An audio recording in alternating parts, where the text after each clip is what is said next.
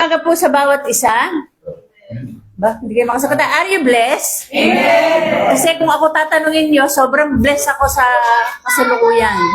Kahit po mainit ang panahon, mainit naman din po ang ating mga puso sa pagpupuri sa Panginoon. Amen? Amen! So, doon po sa mga nanonood sa Facebook Live, sa mga kababayan natin sa Pilipinas, alam ko po yung inyong nararamdaman ngayon. Kapareho din po ng nararamdaman namin na parang ayaw na namin manood ng telebisyon. Praise God. Dahil po sa mga nangyayari sa ating bansa, sa politika sa ating bansa. Pero hindi po tayo nakikialam doon. Kundi ang gagawin po natin ay ipanalangin po sila.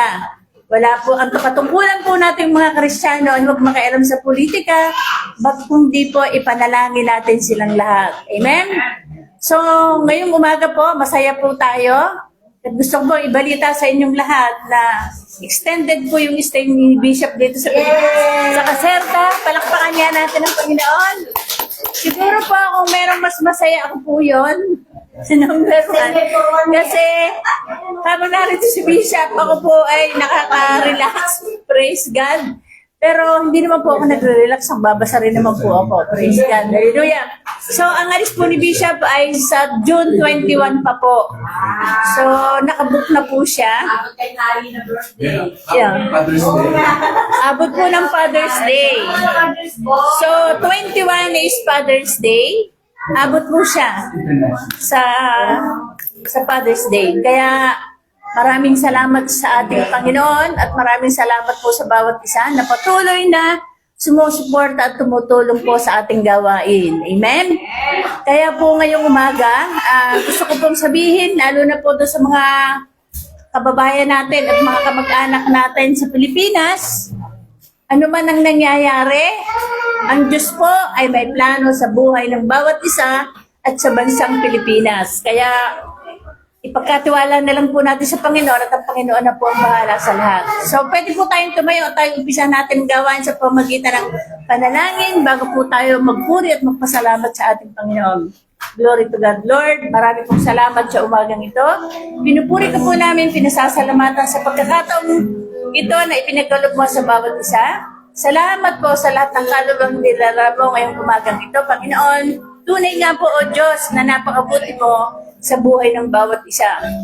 At Lord, dalangin ko po sa umagang ito, ano man po yung aming mga daladala, ano man po yung aming mga kabibigatan, Panginoon, pinagkakatiwala po namin sa iyo ito ngayong umaga at alam ko po pagkatapos po namin makapanginig ng mabuting balita na nanggagaling sa iyo, ang lahat po ay magiging maayos at magiging may katugunan sa bawat panalangin natin. Ano man po ang ating kabigatan, ano man po ang ating problema, katulad po ng sabi ng Panginoon, lagi natin siyang kasama, kaya pagpagagainin po tayo sa lahat nating dalahin. At sa umagang ito, ikaw po, Panginoon, ang maitaas sa bawat isa, at alam ko po na ang lahat ng narito, Panginoon, ay uuwing masaya, pinagpala, at taglay-taglay ang katugunan sa kanilang mga panalangin. Kaya Panginoon, salamat po ng marami at sa umagang ito, nawa po Panginoon ang Santong Espiritu mo magpaunawa at magturo sa aming kalagitnaan.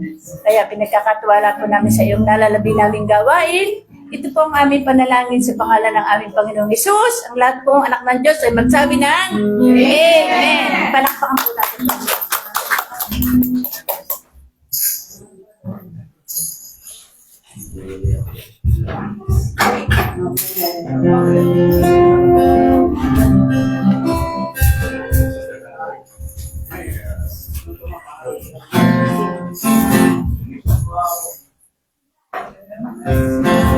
Purihin ang Panginoon!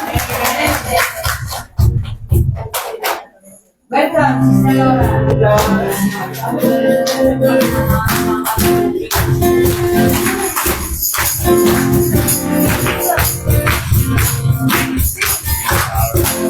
Yes. Ayaw na!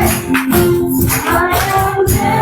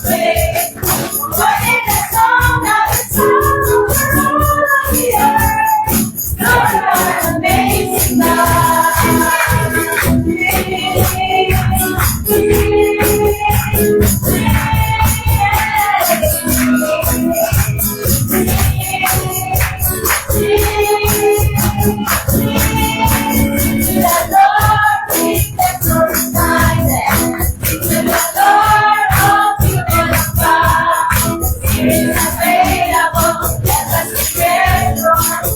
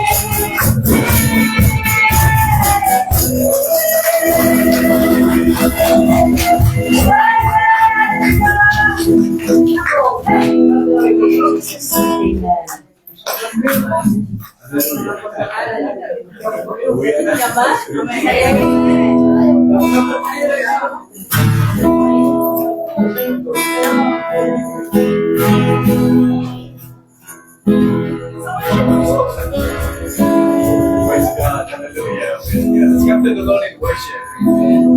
Next song, tutulong po namin, His glory and my good. Amen. His glory and my good. Saan na siya?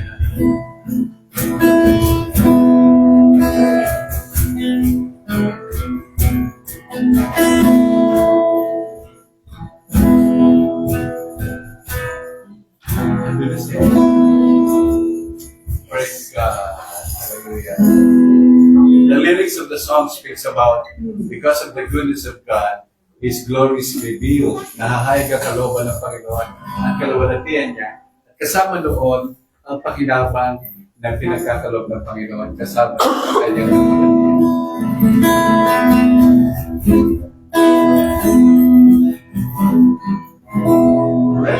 Amen. Praise God. Glory, glory, glory. First part is that amen. Yeah.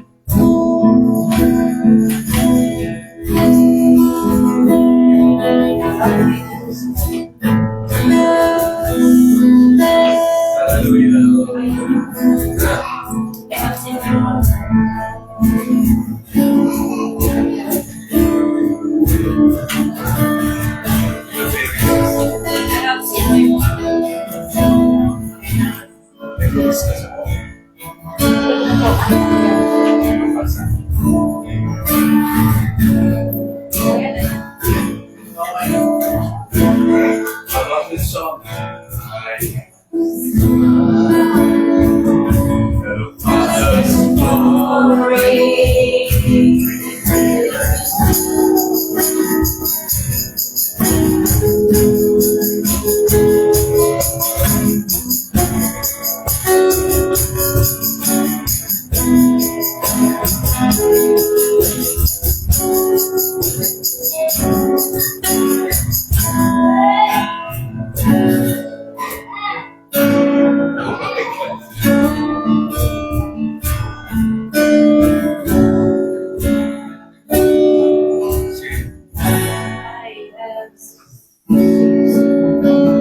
Let's sing the chorus para maalala niyo.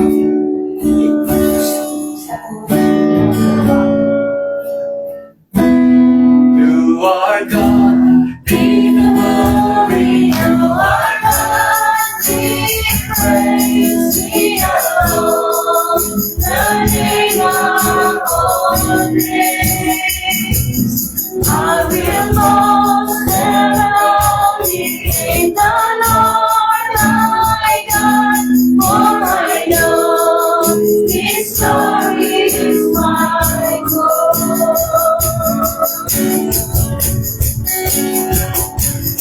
You are God, be the glory. You are God, be praised, be alone.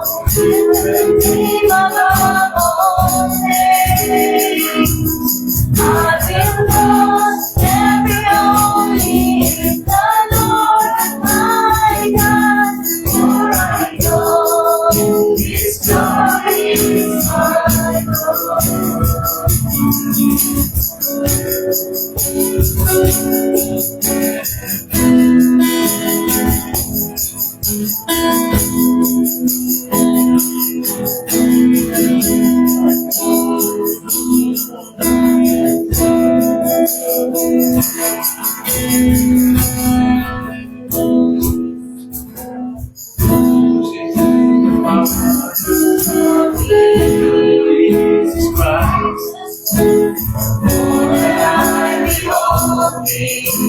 The more we satisfied, when I gaze upon His beauty, when I see the truth, when my eyes are lifted upward for His glory and light. I can see my Father's glory, revealed in Jesus Christ, and the more that I behold Him, the more desire is mine. When I gaze upon His beauty, when I see Him as I am, my heart lifted upward for His glory and light.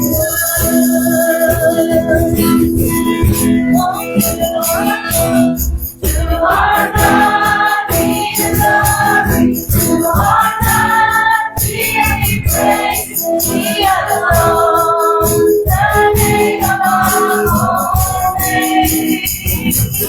I will boast ever only in the Lord my God, for I know His glory is my world.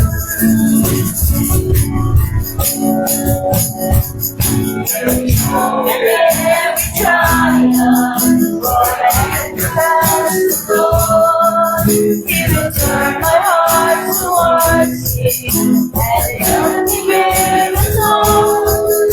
Simply to follow Jesus on the road I have pursued, for I know that He is worthy of His glory and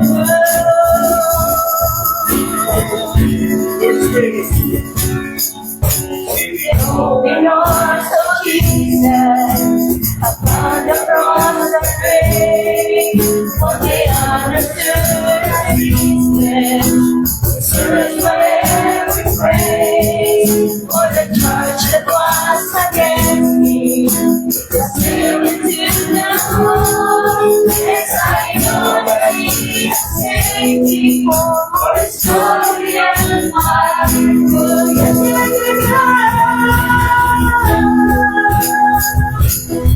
Lord God, be the glory, Lord God, be praised, He alone, the name of our holy.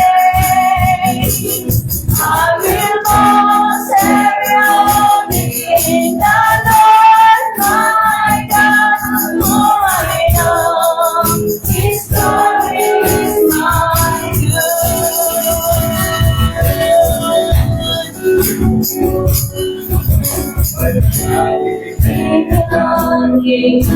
the voice would bring me forth, would I seek the holy kingdom, that far away before, I will stand before my Father with a ring will change that soon. And we touch our eyes. For His glory and might, His loving glory.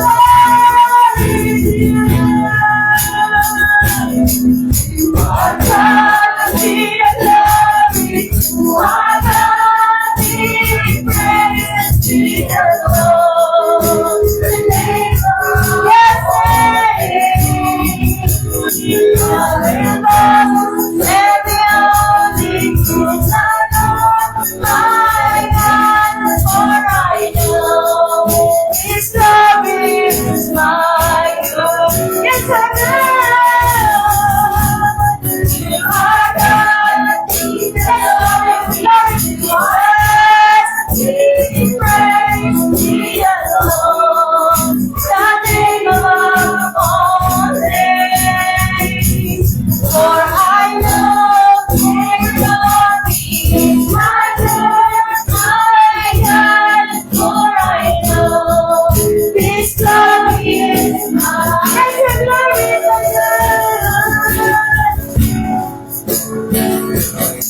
For I know His glory is my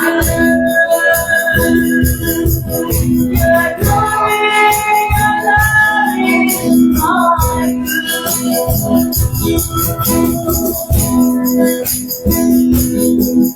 Our God, be the glory.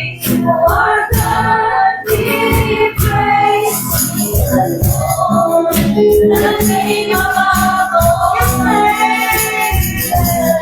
I will ever only in the Lord my God, for I know your glory is mine. Yes, your glory is mine. For I know His glory is mine. I know His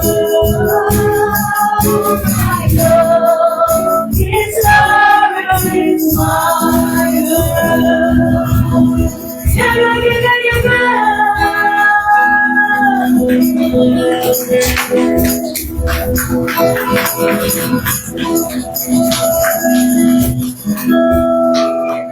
Praise God. Hallelujah. Let's give a big hand of praise. Hallelujah. We receive it. Praise God. God is good.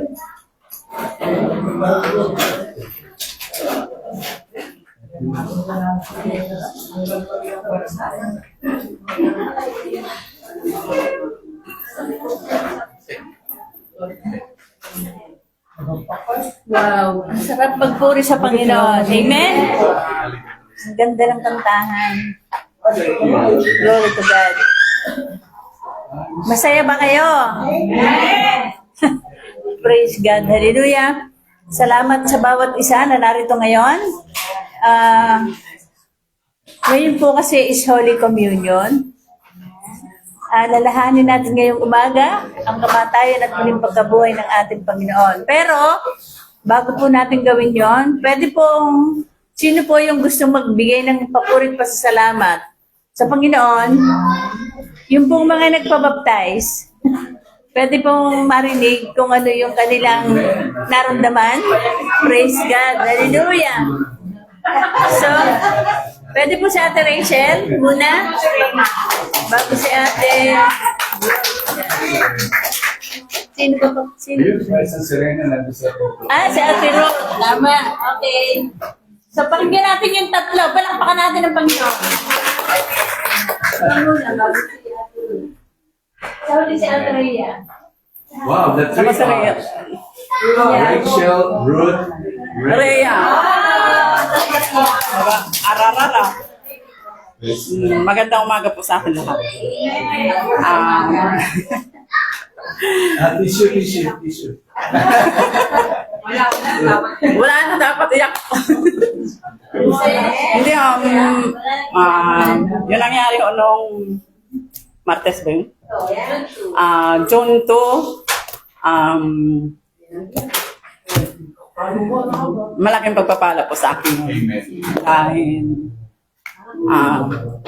kung ano yung bagong bago pang Rachel. Pero hindi pa rin nung nagbabago yung yakin. Pero yun na lang ho, talagang malaking pagpapala ho yun sa akin na bago po ako at malaking yung sa buhay ko, buhay namin mag-ina ay sobra-sobra po ang akin hong pagpapala ko na natatanggap. Kaya hindi ho ako nagdalawang isip na magpabaptize po. Salamat ho sa Panginoon at binago talaga po niya ako at sobra-sobra po ang magpakikilala ko po sa Kanya. Yun po na lamang at talagang maraming pong salamat sa inyo. Maraming salamat sa Kanya. Next R. Next R. Ate Ruth.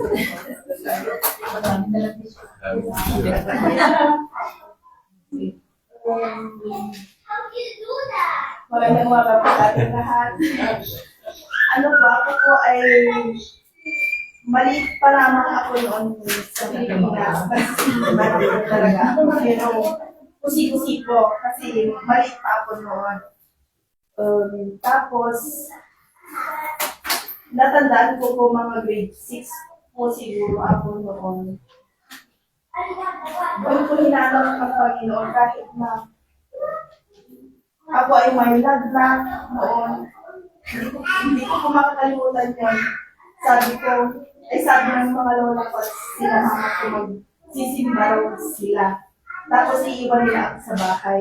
Pero sabi ko parang gusto kong sumama sa simbahan. Kahit na masamang pakiramdam, pero na. At salamat sa Panginoon dahil nung maliit po ako, active po talaga ako sa church noon. Ang dami kong mga awards dahil lagi kami ng BBS, yung Bible study. Pero nung nandito na, siyempre, alam ko naman kung yung minsan, hindi ako nakakapunta or hindi man active palagi. Pero nagpapatuloy pa rin kami na magpuri sa Panginoon at hindi namin nakakalimutan siya.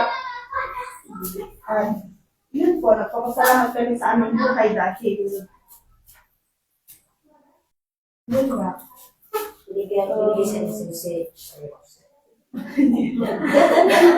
Ano po, maraming salamat sa lahat ng pagpapala ng Panginoon, ano mang dumating sa aming buhay, ano mang mga problema, pagsubok, nandito pa rin nakatayo sa Panginoon, hindi na nakalimutan, magsimba.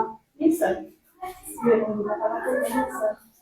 Pero sabi ko nga po, ang importante hindi natin nakakalimutan ang Panginoon at magpasalamat sa Kanya mga pagpapala na pinatatanggap. At nagpapasalamat ako dahil na water baptized na po ako kasi mula nung maliit ako hanggang sa ngayon, nung June 2 lang po ako na-baptize. Wow. At sabi ko nga po, nawa kung paano niya ako pinagpala ng Panginoon, kung paano yung mga ginagawa ko sa Diyos. Nawa, magawa ko po yung tama na pagpupuli sa Panginoon. Yan po. Siyempre, tawag dito, masaya po tayo. Dahil nakita po natin si Ruth Simulano hanggang ngayon. Siya po yung tipong kahit anong marinig niya, kay Lord pa rin siya nakatingin. Palakpakan po natin ang Panginoon sa buhay niya. At ngayong umaga po, at katulad po nung sinabi ni Rachel, natutuwa po ako kay Ate Rachel. Dahil si Ate Rachel po, nakita ko kung paano siya binago ng Panginoon. At tayo po yung buhay na saksi. At siya po yung buhay na patotoo ng kabutihan ng ating Panginoon. Amen? Kaya ngayon po, ang susunod po ay yung ating pinakamamahal, our dear sister in the Lord, Si Ate Rhea po, hindi ko po siya makakalimutan. Palakpakan natin ang Panginoon. Dahil ito po yung pumpetsang yun, hindi ko po makakalimutan dahil kay Ate Rhea. Alam ko marami kayong tanong kung bakit. Pangalawang beses ko na itong mabaptism. Renewal lang ako. Yun din ang tanong sa kaisipan ko. Sa tuwing ilulubog ako, parang nawawala yung kalakasan ko bilang tao. Parang may pumapasok na hindi ko mapaliwanag sa inyo dahil iba-iba ang ano sa atin eh. Yung kalakasan ko bilang tao nawawala. Siguro, dahil pangalawa ko na yun, the same feeling, the same na hindi ko siya maunawaan, pinipigilan ko dahil alam kong marami nanonood. Pero yung bibig ko, hindi ko talaga mapigil dahil alam kong marami manonood. Baka sabihin na sisiraan ako, pero hindi ako nagdadrama. Talagang once na ako nilubog kasi magpe-pray ako kung ano yung between God na lang, kung hindi ko sasabihin sa inyo. Pero once na inulubog ako, mawawala ang kalakasan ko bilang tao. Parang may power na pumapasok sa loob ko at pag bigla nyo akong tinayo, kaya tinatayo nila ako, nararamdaman ko yun na hindi ako kayang tumayo, kaya lang lumapit na yung nagsasalba doon. Di syempre parang nagising na ako kasi ang lakas ng alon. Pero sabi ko, kung hindi malakas ang alon, makikita nyo lalo kung napakatagal. Sabi ko, Lord, may tanong din ako, ano po yung nangyayari sa akin? Sabi ko, bakit ako kakaiba? Ano po yung nasa loob ko? Minsan natatanong ko dahil hindi ko po yung drama. Dahil sabi ko, ba't kakaiba pag ako tinutubog? Dahil ang dami ko pinapanood, pero sa ibang bansa naman, marami naman pong nangyayari talagang ganyan. Pero dito po sa ating kapatid, wala po ako nakakitang ganito. Kaya, Lord, ano po, ba't may kakaiba sa akin? Na tuwing twice na to, na parang ang power na binigay nyo sa akin, ang lakas-lakas na, parang yung bibig ko, hindi ko mapigil. Pero hindi ko naman naunawaan yung sinasabi ko. Kaya sabi ko, yung katawan ko, hindi ko nalulupay-pay ako, hindi ko kaya. Parang may power siya na hindi ko mapaliwanag na nasa loob ko lang. Kaya sabi ko, kung ano man yun, longing pa ako kung meron siyang, siguro, meron pa akong kailangan i-transform dahil meron pang Rheyang dati na hindi pa mapatay pa. Kaya siguro, yung power na yun lang pong para lang sa akin.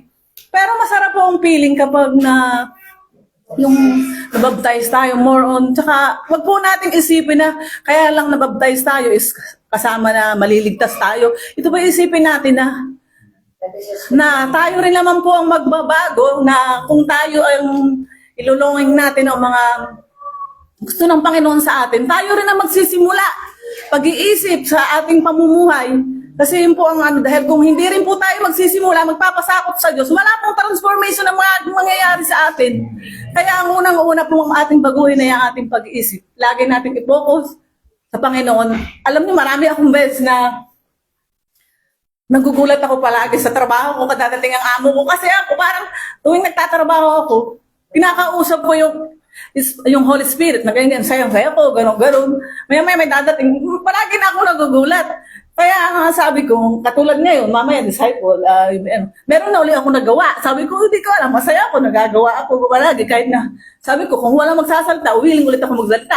Kasi sabi ko, masaya ako mag nagagawa ako na tungkol kay Lord, yung inaano ko na marami kayong matututunan doon sa naisip ko na binigay din ng Holy Spirit. Dahil nung dating Rhea ako, puro mga kalokohan matututunan doon sa akin. Puro alam nila, yung mga kasamahan ko. Kung masayahin talaga, kung hindi naman tinanggal na yung pagiging masayahin. Pero yung pagiging magsalita dito po sa unahan, dahil dito po sa TLDC nakapagsalita ako sa unahan, dati hindi po ako nakapagsalita. Pero higit sa lahat, siyempre dahil po kay Lord. Amen. Sa Kanya lang po ang kapurihan.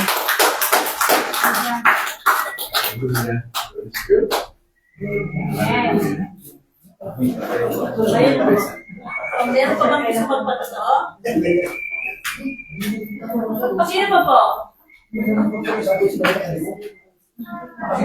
Palagay ko si Bishop na kayo. Si Bishop na magpapapako. Lifeguard. Amen. Praise God. Totoo, papasalamat sa Panginoon dahil po yung pagpapasyang ginawa ng tatlo nating kapatid. Kusa yun kusa. May galak sila sa pusong ginawa yun. Hindi dahil nagkataong mag-beach tayo, nagkataong in-announce, kundi dahil nangungusap na Panginoon sa puso nila na yung gagawin nilang yun ay pagpapasakop sa kalooban ng Diyos And in fact, sinasabi ko nga, yung baptism is just like, it's not just a ritual. Hindi lang siya ordinance. Kundi it's a decision. Kaya nga nakakuha ng title si Sister Annabel doon sa ating pag-uusap na tinanong ko sila, si Sister Rachel, Sister Rhea, at saka si Ruth. Ang tanong ko sa kanila, handa na ba silang mamatay? No, sabi ko nga, yung water baptism is their funeral. Funeral na. Yung dagat ang kanilang libingan.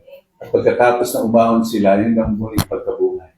And so, praise God, symbolism lang yung tubig na inululubugan mo kasi symbolizing that you are now dead to yourself and now alive in Christ, in the newness of life, sabi nga.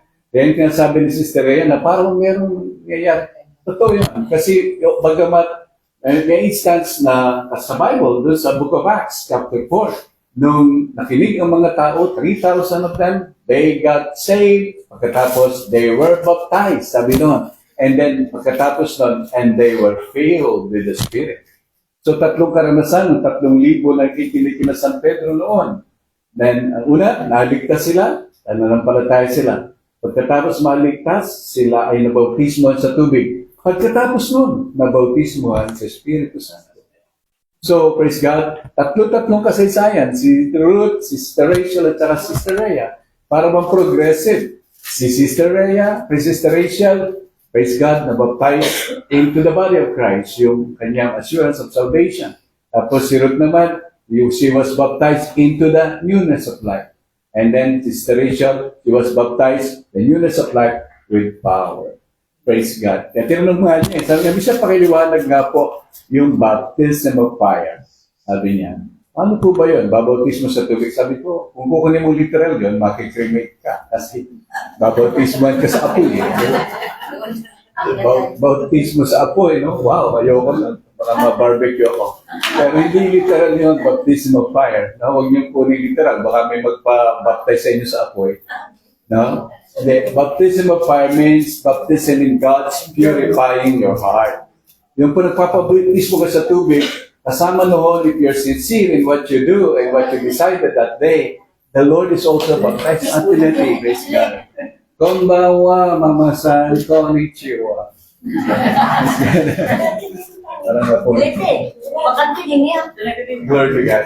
And then, praise God, nung magpasya po sila doon, pinagpasyahan po nila na mabuhay sila sa bago nilang buhay, kapiling ng Panginoon. And then, to clarify, water baptism does not say, hindi nagliligtas ang bautismo sa tubig. May mga ibang reliyon, tinuturo nila, kailangan, para pumasok ka ng langit, kailangan magpabautismo ka sa tubig. Hindi po yun ang sabi ng Bible. Yung pagbabautismo sa tubig po ay proclamation po ninyo ng pagbabago sa inyong panloob na pagkatao. You are being, and you're so willing, maging willing kayo na to proclaim it to the world na kayo nga ay bago ng tao. Amen. Praise God. Kaya sabi nga ni Sister Rhea, hindi siya nahihiya kung ano man sasabihin. Actually, sa totoo lang, kahit anong sabihin nila, wala na yung kwenta. Kahit sabihin mo ikaw ay malasirena. O kaya, ano man ang itsura. Wala yun, praise God. You don't have to think about it. Sabi nga nung message ni Sister Annabel kahapon, yung human approval, nung tayo ay nakikristo na, dapat na ilagay na sa kabaong yun. No? Inilibing ng kasama, yung approval of men, kung anong sasabihin ng tao sa'yo. Patay ka na doon. Dahil, praise God, kung confident ka, ng Panginoon nagbago sa'yo, nagpapala, praise God, I don't care. Sabi nga, I don't care. Kung anong sabihin ng tao, mahalaga, kilala ko ng Panginoon at kilala ko siya. Amen. Hallelujah. Pagka gano'n ang diwa ng puso natin, siyempre lalakad tayo ng maayos at tama dahil sinasalamin nila tayo. Amen. Praise God. Ngayon pong hapon ay communion celebration po natin. So get ready. Praise God. Dahil tayo po ay mag-celebrate. By the way, to explain, ang communion po, again, just like baptism, is an ordinance in the Bible. Ito po ay isang pag-uutos ng Panginoon dapat nating gampanan. There is no option. Wala pong sabi na, hindi, wag tayo mag-communion. Hindi optional ang communion. It's a must. Mandatory po ito. Katulad din po, praise God, pagka naligtas ka, mandatory rin ang water baptism. Hindi optional. Pero kapag hindi ka paligtas, walang kaugnayan ng water baptism sa iyong kaligtasan. Kukorek ko po yun kasi may nagtuturong religion ganyan. Praise God. So baptism again is when you got saved, then you have to be baptized. Kasi kung ikaw'y naligtas, dapat hindi may kakahiya ang iyong kaligtasan. At paraan na pinapakilala mo ang iyong pagbabago at hindi ka nahihiyan sasabihin na anuman ang sasabihin ng tao ay magpabautismo sa tubig. Amen? Praise God. So, puri ng Panginoon nagtanong, kung di po ako mabaptize hanggang dumating ang Panginoon, okay na yun. No? Namiss mo lang yung privileges. No? Namiss mo lang yung meron kasing magandang pagpapala din nakakabit doon eh. Praise the Lord, yung sa pagsunod ng patungkol sa baptismo sa tubig. Pero hindi ka na-baptize, dumating ang Panginoon, ligtas ka. Kasi ang way sa kaligtasan, ang pagtanggap kay Jesus eh. No? That's the ultimate truth. Sabi nga na, ang kaligtasan natin ay sa pamamagitan ng habag ng Diyos ng tayo'y manampalataya. This afternoon sa ating discipleship training, tatalakayin natin ang Ephesians chapter 2. Matapos na tayo sa Ephesians chapter 1. So, Ephesians chapter 2 tayo mamaya. Get excited for that. Ibang yugto ng ating gawain. So, this afternoon, tayo po ay makikibahagi sa banal na hapunan.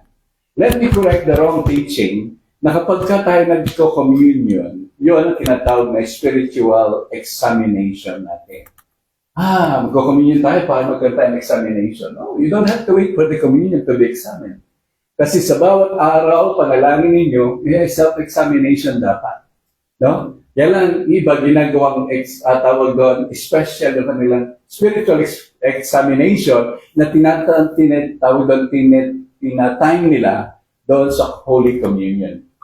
Praise God, wala rin po masama doon. Kaya lang, communion is not for us. The communion is for the glory of the Lord. Ang sabi ng Bible, this do in remembrance of me. Hindi niya sinabing, this do in your remembrance. Kung hindi, this do in remembrance of me.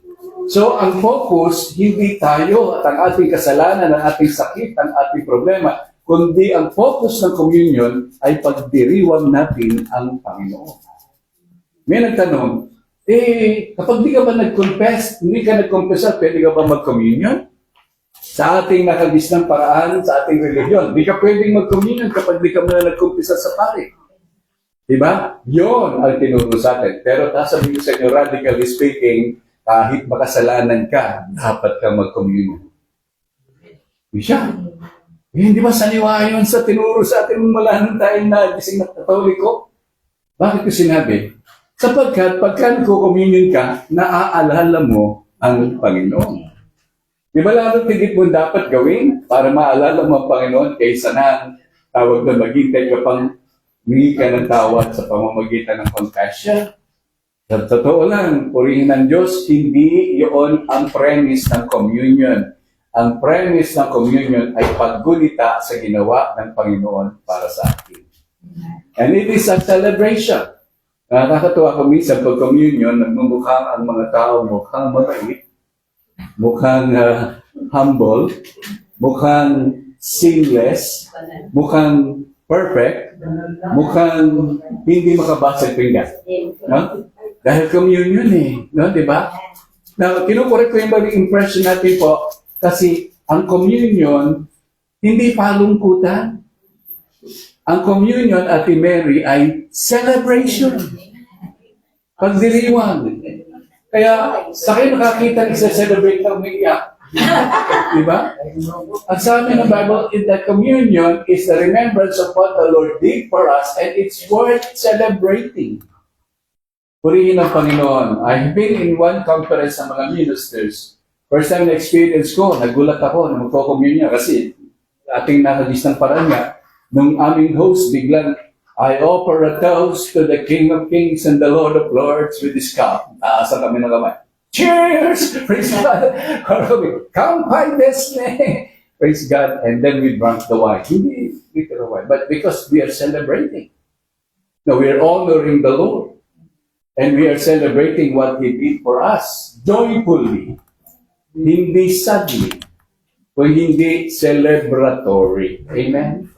Kaya dapat pagdating ng communion tayo, dapat excited kayo. Wow! Praise God, magse-celebrate tayo dahil sa kabaitan ng Diyos, binigay niya sa atin ang lahat ng bagay.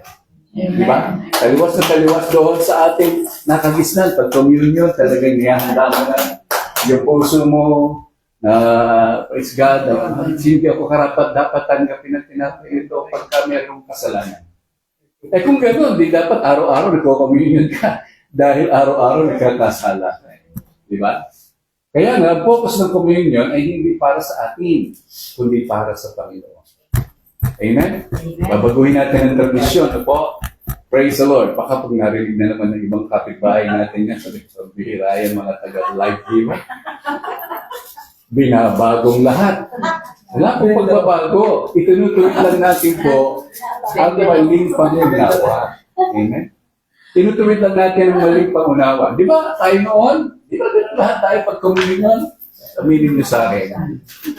Magtapat kayo. Praise God. Di ba totoo sa atin namin?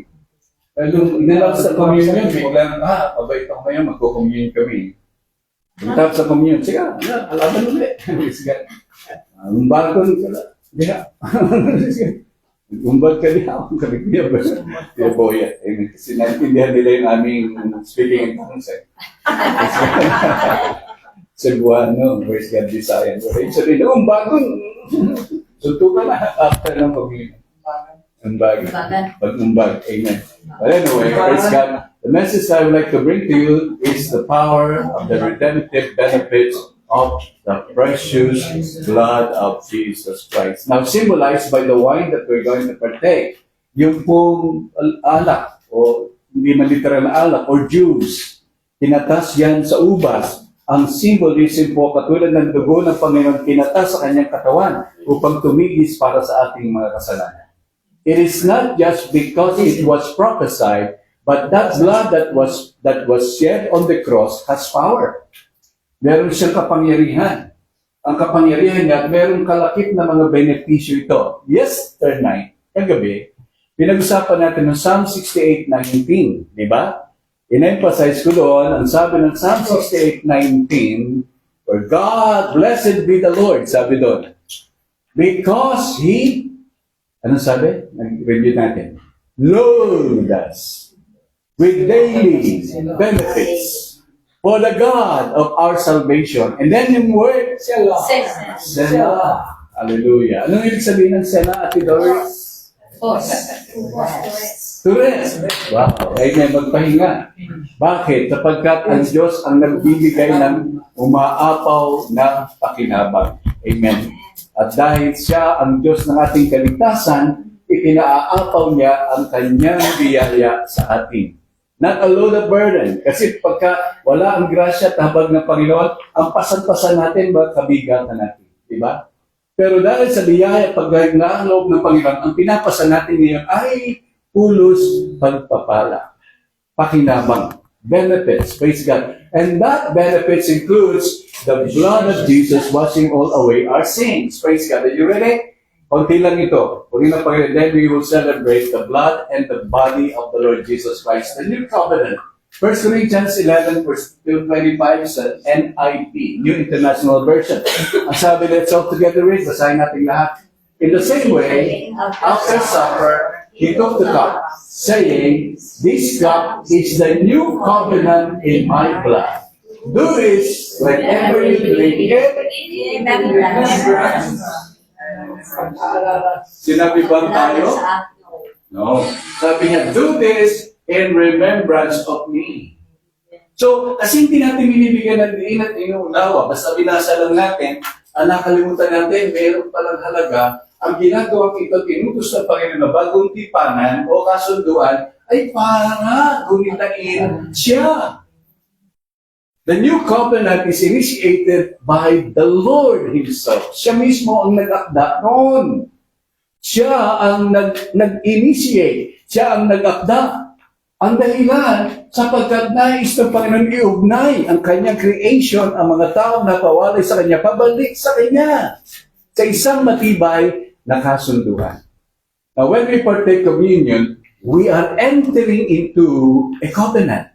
We are entering into an agreement. anong ating pag-aayunan, pag-aagrihan? We will agree that Jesus is our Savior. We will agree that He is our healer. We will agree that He is our provider. When we partake communion, we limit it only sa ating kasalanan. Nakaligtaan natin, bagong tipan ito.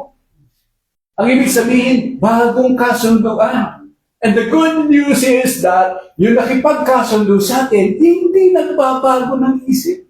Amen. Amen. Minsan pumapasok tayo sa kasunduan, maya-maya nabago na. Teka, i-alter natin, revise natin ang agreement. Kasi lugi ako eh. Kaya babaguhin ang kasunduan. Pero ang Panginoon hindi na nagbago ng isip. Nang isulat niya ang kasunduan sa pamamagitan ng kanyang dugo, hindi niya na ito pinag-isipang baguhin pa. Are you still here? Amen. So when we partake communion, we are entering into the blessing of this union. Kaya lalo higit na meron tayong dahilang magpasalamat at magdiwang. Bakit? Kasi pumapasok tayo doon sa kasunduan na lamang tayo kaysa ng tao hindi naranasan ang pagpasok sa kasunduan ito. At meron tayong assurance, yung ating kasunduan ay hindi magbabago ng kanyang isip. So what you only have to do is to step in. Pumasok ka lang sa area or the premise of the covenant by receiving Him and remembering Him. So that when you get inside of that covenant, blessed be the Lord because hindi na niya kayo aalisin dahil hindi nagbabago ang isipan Diyos. Aalisin ka ba sa pagpapala niya, sa biyaya niya, pag-iingat at pagpapatawan? Now when I understand the power of communion through remembering Jesus through the covenant He initiated, excited ako every now and then pag nagko-commune because I'm entering into an agreement. And that agreement, the Lord will never change. Hallelujah! This cup is the new covenant. Yung ating Bible, hati ng dalawang bahagi. Old Testament, New Testament. Lumang kasunduan, bagong kasunduan. Testament means covenant. Testament is agreement. Testament is His will. So kung babasahin natin ang Bible, the old will, the new will. The Old Testament, the New Testament. The Old Covenant, the New Covenant. The Old Agreement, the New Agreement. Wow. For example, nagkasundo kami ni Alan. Makikita kami doon sa McDonald's sa malapit sa Lidl. Praise God. Hindi ko pa nakikita kasi malayo-layo yung konti. Na praise God. Ang sabi niya, okay, Bishop, magkita tayo doon ng alas 3 ng hapon. Nagkasundo kami. Pero ilang oras, tumawag ulit siya, Bishop, baguhin natin. Di pala ko pwede. Mamaya na po tayo ng alas 5 magkita sa bagong kasunduan. Yun ang aming agreement. Do you think kung pumunta ako ng alas 3, nandun siya? Wala. Lumang kasunduan yun eh. Tapos, ang kasunduan namin bago, alas 5 tayo magkita.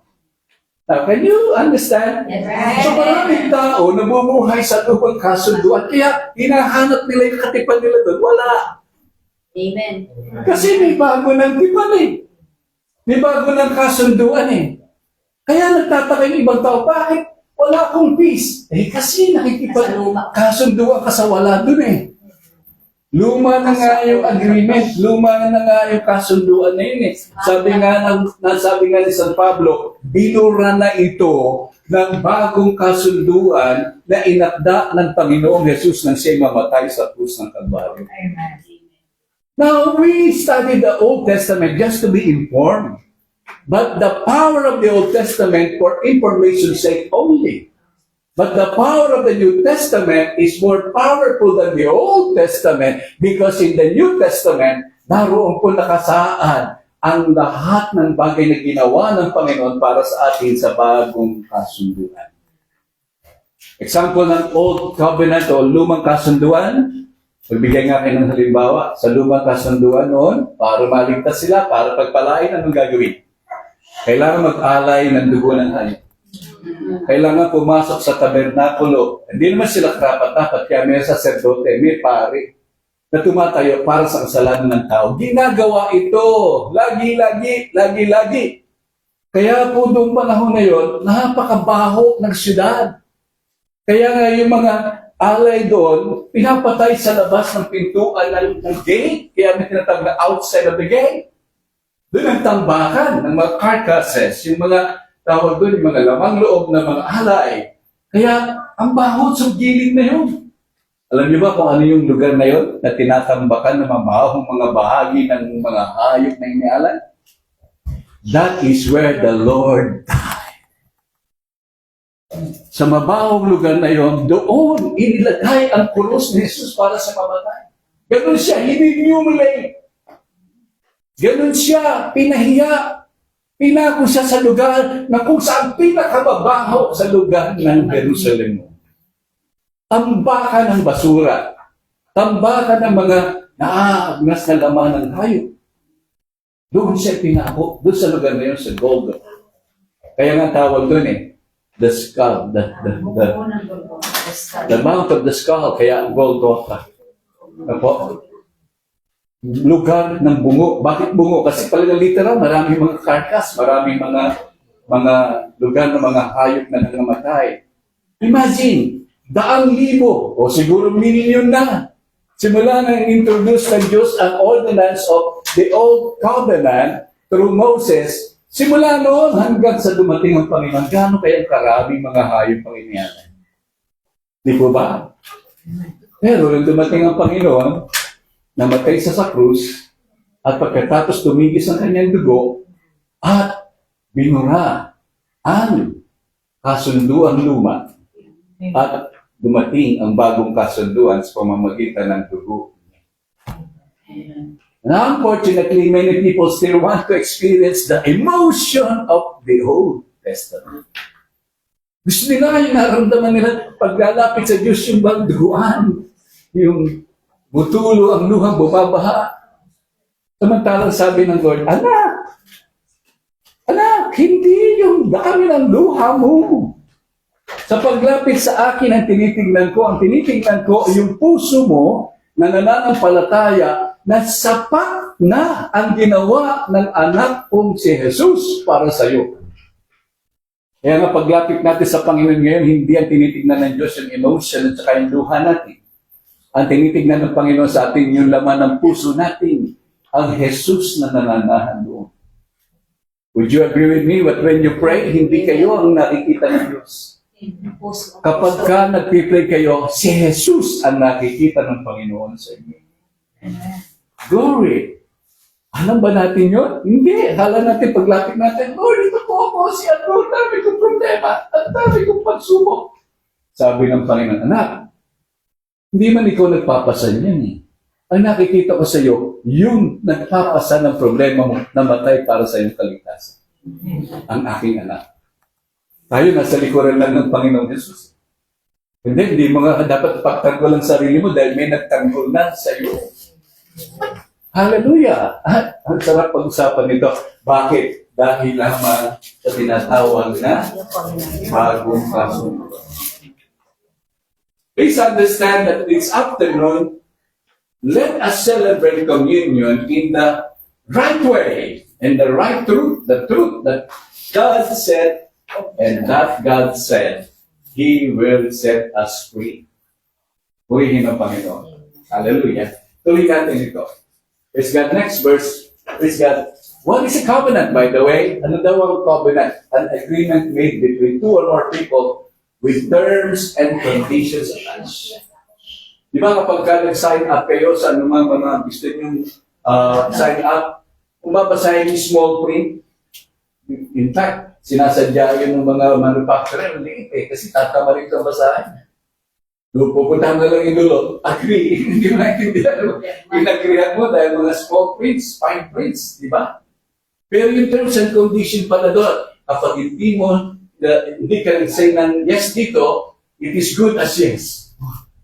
Hindi ka na nag-yes, pero sa agreement, it is good as yes, kahit na no. Kasi yung pala, nandoon po doon sa mga small print, fine print, na pinipirmahan mo, ina-agreehan mo.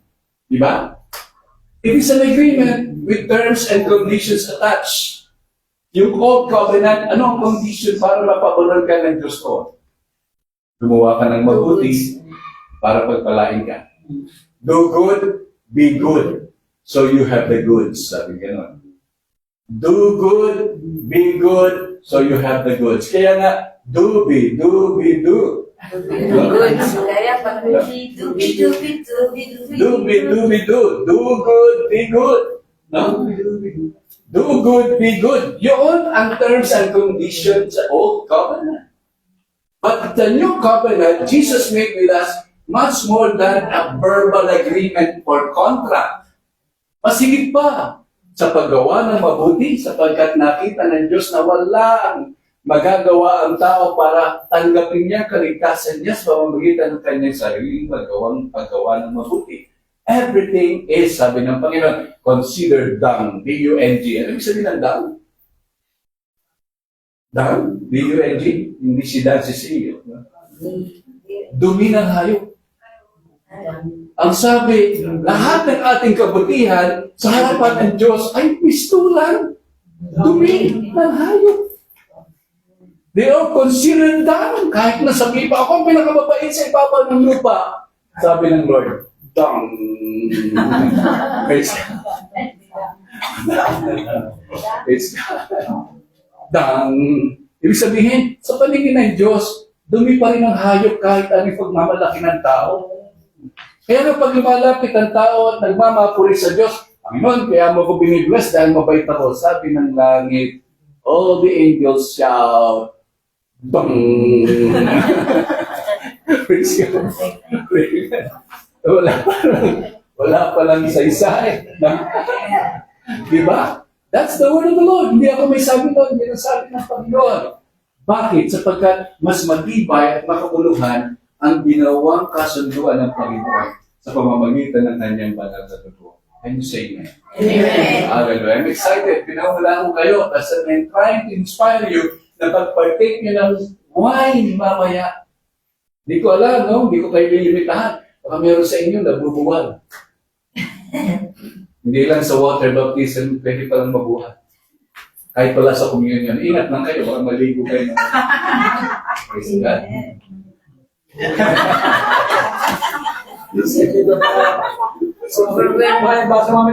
Baptiso eh. Amen. Praise God. Let's praise God. Jesus made a powerful statement on the cross. It is not just a proclamation of the fulfillment of the prophecy, but it was a declaration. Kaya nga, doon sa ating water baptism, tinanong ko sila, can you confess?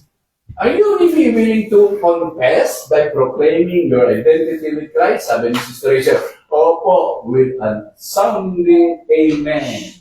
Tapos si Ruth, opo, with accompanying tears. Tapos si Sister Rachel, humahabol, sabi niya, Bishop, pwede ba akong magpalibaptize? Sabi ko, walang makakaawat sa iyo.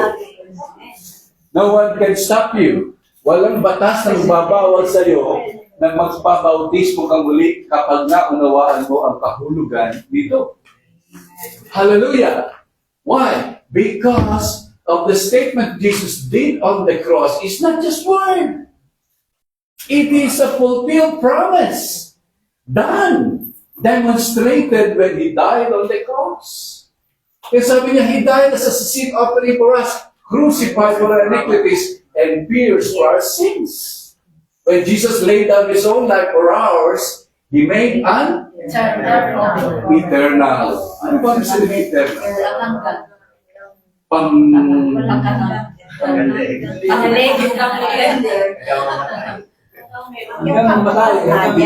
Alam niyo ba yung kwento na yun? Kami ni Brother Alan na yung tumatawa pag sinisenta. Kasi meron mga Iglesia ni Cristo, mga panatiko ni Felix Manalo. May reporter, ini-interview yung bata. Sabi niya, hanggang kailan kayo maglilingkod at magpapasakop sa inyong pinuno? Kasi may kaguluhan nun sa iglesia. Yung isang wala sa camera, sinisenyas.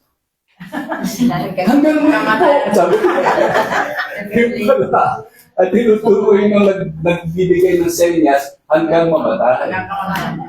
Papasaro sila kay Felix Manalo, susunod sa Iglesia ni Cristo, hanggang mamatay. Ang sabi ng bata, hanggang leeg ko. Kaya pagka nakikita niyo gumagano ba, ibig sabihin hanggang leeg. Amen. Praise God. Sabi nito, eternal covenant. Hindi lamang pang lupa, hindi lang pang linggo, hindi lang pang church, hindi lang when you feel good, hindi lang kapag up ang spirit mo, but the covenant is eternal. Lampas sa lupa, magpakailanman. Kaya nga yung kasunduan ito, ang pakinabang nito at ang bunga, essence nito, hanggang sa walang hanggan. Ganyan ang pag-ibig ng Diyos sa ating lahat. Alam natin nasusukat, kapag faithful lang ako sa church, kapag masunurin ako sa utos ng mga pastora, no? At kapag ako ay mayroong gustong tanong at gustong makita, matanggap na pakinabang, hanggang doon lang ang aking kasiyahan, ang katiyahan ng kaligtasan. No, the Bible says that initiated covenant Jesus Christ performed for us is eternal. Eternal. Alam niyo ba yung old covenant is limited. The new covenant is one day when Jesus died on the cross times eternity. Hallelujah. Tandaan natin, yung lumang tipan, may hangganan. Hindi saan ang hangganan ng lumang tipan? Mula nang inintroduce ito ng Diyos through Moses, nagkaroon ng kasunduan, hanggang kailan? Hanggang dumating si Jesus lang. Nung dumating si Jesus, Diyos na nagkatawang tao, hanggang doon lamang ang lumang tipan. Pagkatapos noon, nang si Jesus ay naglingkod sa kanyang nilikha, sa kanyang mga nilalang, para sa ating kaligtasan, namatay sa krus, nagsimula ang bagong kasunduan at hindi nagwakas nung siya'y mamatay at nabuhay, kundi nagpatuloy ito hanggang sa walang hanggan. Wow! Praise the Lord! So, hindi ba tayo dapat magsaya? Ngayong ating pala tinanggap na pakinabang ay word dancing tango. Praise God, cha-cha-cha. Amen. Praise God. Hindi totoo lang. Alam mo, pagka-church sa Africa, pag nagpukommunyon nyo, nagpa-party sila. Ay, very boisterous. Alam mo, weird. Kasi emotional. No, dahil nagsiselebrate sila. Kaya, kung yan sa mid-birthday, nagpa-party ka magdamag ito, sineselebrate mo yung kaligtasan mo magpakailanman. Hindi ka kaya dapat magdiwa? Amen. Hallelujah. Ready ba kayo mag-party mamaya? Praise God.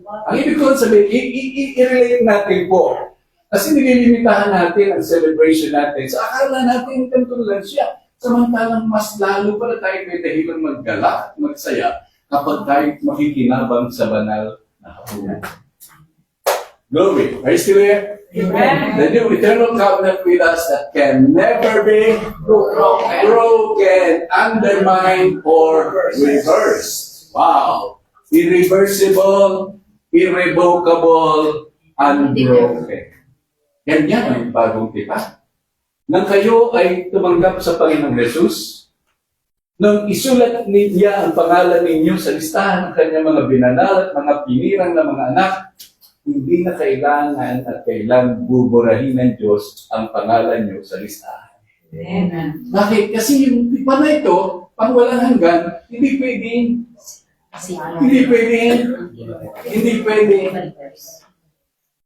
ganun tayo ka-special, Ate Ruth. Kaya huwag natin mamaliitin ang ating kaligtasan at emphasize ko lagi sa inyo, do not even think to play around with your Christian life.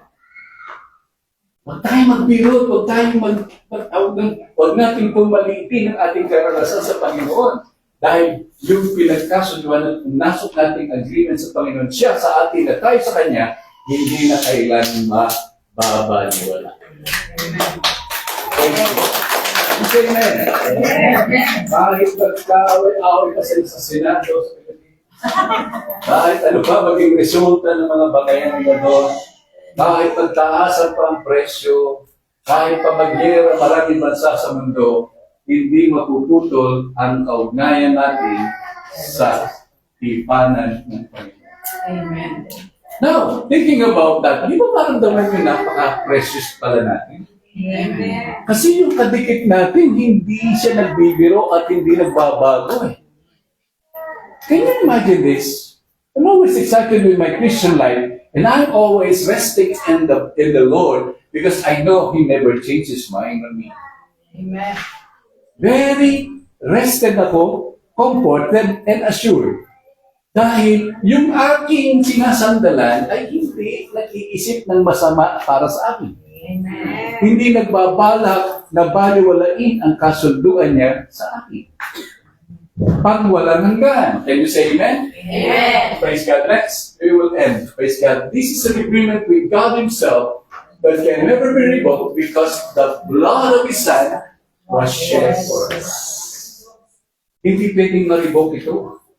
Hindi kaya i-revoke ng batas ng tao, hindi kaya i-revoke ng kabaitan o kahinaan o kasalanan ng tao. Hindi kaya baguhin ng tradisyon ng tao sapagkat ang tipanan ito ay Diyos mismo na lumikha ng lahat ng bagay ang nagsimula.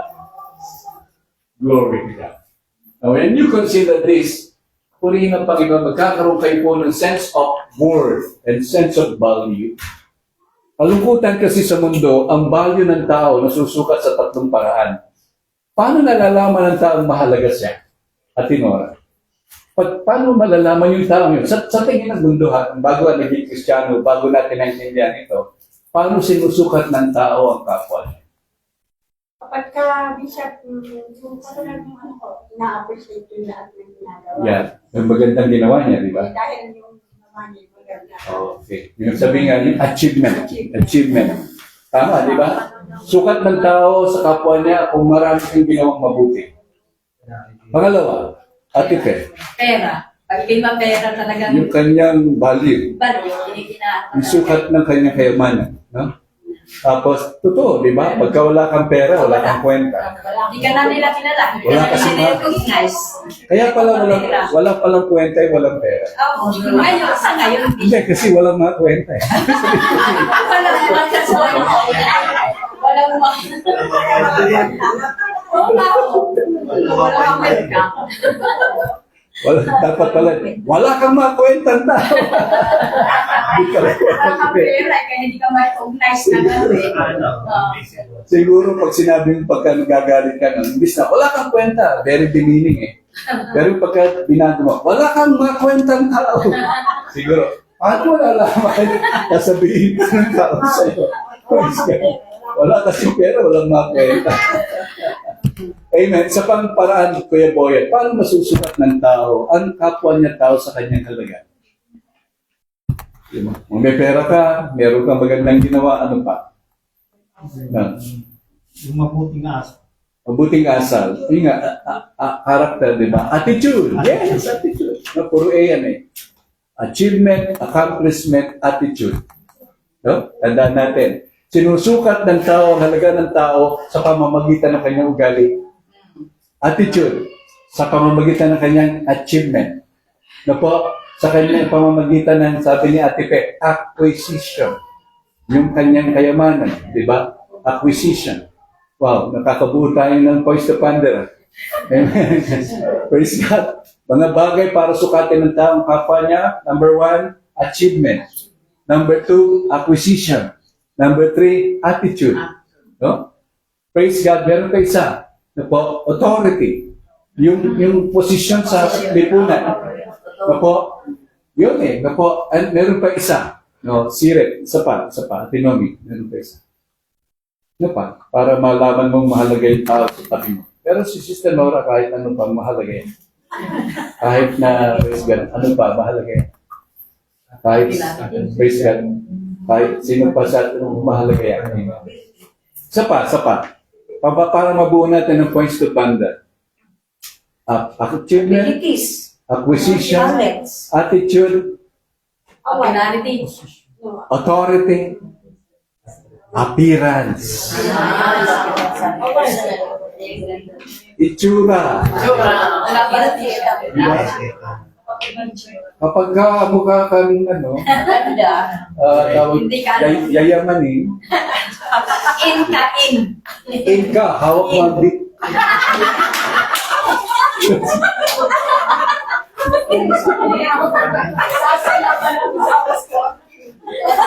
ko eh, personal. Kaya, pag hindi, ay wala. Maawa ka mo. Hindi mo ako kang beatless ka. Beatless. Amen. Diba? So, kasi diba? Appearance, achievement, acquisition, attitude, authority, and accomplishment. But would you like to know, ang value natin hindi nasusukat. Sige, hayaan natin sukatin tayo sa ganung halaga. Pero higit sa 4 o 5 A's na yon, merong isang pinaka-dalisay na paraan para makita ng tao ang halaga niya. Ang word na yon ay agape. Love, yes, love. Divine love ng Lord. Amen. Ang banal na pag-ibig ng Diyos na nagbigay ng kwenta talaga sa atin. Kaysa ng, kahit wala ka itsura, kung mahal ka ng Panginoon at alam mo, agape, divine love ng Lord, mas mayaman ka pa sa pinakamayaman sa ibabaw ng Diyos. Amen. Do not belittle the love of God because that's where your value is based on. Doon nakasalalay na may nagmamahal sa akin kahit hindi ako kamahal-mahal. Yun yung sinabi ni Ate Gaya na mag-voice to Panda siya. Paano mamahalin ng tao hindi mo kayang mahalin? No? Parang sinabing, paano pasayahin ng malungkot? Parang gano'n. Di ba? Pwede ka ba daw maggalak, magsaya kahit malungkot ka? Oo, pwede. Kaya lang, pag ginawa mong sarili parang mo, ay samandaluhin mo sa iiyak ang tumatawa, di ba? No? Pero sa Panginoon, pwede ba yan? Di ba, Kuya Boyet, pwede kang tumawa kahit na malungkot ka? Kasi, meron kang galak dahil nananampalataya kahit lungkot mo, papalitan ang galak niya. Kaya yung lungkot mo, pansandali lang. Maya-maya, papalitan ka na, maya-maya, tumatawa ka. Bakit? Sabi, nabuo na Diyos. Sabihin, Ambot sa inyo. sabihin na siraan na ng bait. May marunong kumanta na walang boses. Oo, amen. Ito. Wala, Ano ang ibig sabihin? ibig ko sabihin, Bishop, galing niya magitara. Hindi siya marunong magkanta. Yung kanta niya, parang tula. Angkot. Ano ang connection? Sabi ni Sister Annabel, meron daw marunong kumanta. Walang boses. Marunong kumanta na walang boses. Paano yun?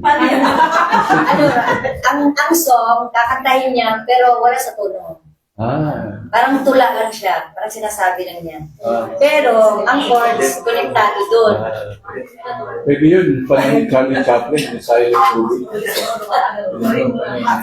Pero yung galak niya, nakumanta siya. Kasi, Praise God. Ibig ko sabihin doon, paano napaka-wild, napaka-wild. madaling hal ka? Sinabi niya. Dahil mo. Kumakanta ka na walang boses. Kasi, yung, paano ko explain baga? Yung willing siyang kumanta. Sinabi niya sa akin, gusto niyang kumanta. Pero wala siyang boses. Wala siya sa tono.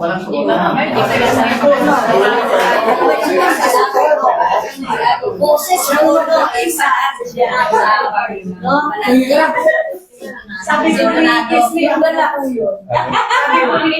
No, wala combination. May boses.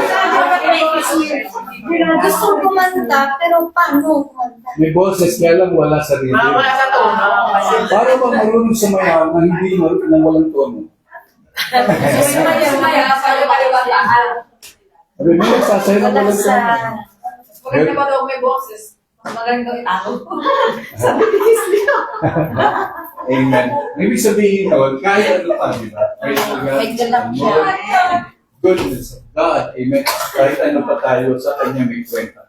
Amen. Kahit kumakanta ka ng walang boses. Kahit sumasayaw ka ng wala sa tono. Praise pa rin ang kay Lord, di ba? So, hawak ko, okay. Sa mga senior citizen, hawak ko ang big. Sa mga senior citizen, hawak ko ang bigs.